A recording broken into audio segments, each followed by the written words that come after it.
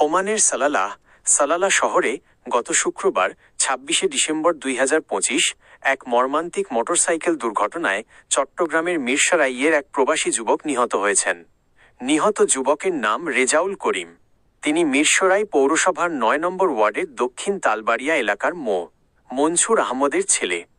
ঘটনার বিস্তারিত তথ্য, সময় ও স্থান: শুক্রবার বিকেল ৫টায় ওমানের সালালা শহরে এই দুর্ঘটনা ঘটে। দুর্ঘটনার ধরন: রেজাউল মোটরসাইকেল চালিয়ে যাওয়ার সময় দুর্ঘটনার শিকার হন এবং ঘটনাস্থলেই মারা যান। প্রবাস জীবন: তিনি প্রায় ২ বছর আগে জীবিকার তাগিদে ওমানে গিয়েছিলেন। বর্তমান অবস্থা: নিহতের মরদেহ বর্তমানে ওমানের একটি স্থানীয় হাসপাতালের মর্গে রাখা হয়েছে। আইনি প্রক্রিয়া শেষ করে মরদেহ দ্রুত দেশে আনার চেষ্টা চলছে বলে তার পরিবার সূত্রে জানা গেছে। এই ঘটনায় তার পরিবার ও এলাকায় শোকের ছায়া নেমে এসেছে। মিরসরাই পৌরসভার স্থানীয় জনপ্রতিনিধিরা এই মৃত্যুর খবর নিশ্চিত করেছেন এবং মরদেহ দেশে আনার বিষয়ে পরিবারকে সহযোগিতার আশ্বাস দিয়েছেন। আপনি কি মরদেহ দেশে আনার প্রক্রিয়া বা এই বিষয়ে আর কোনো নির্দিষ্ট তথ্য জানতে চান?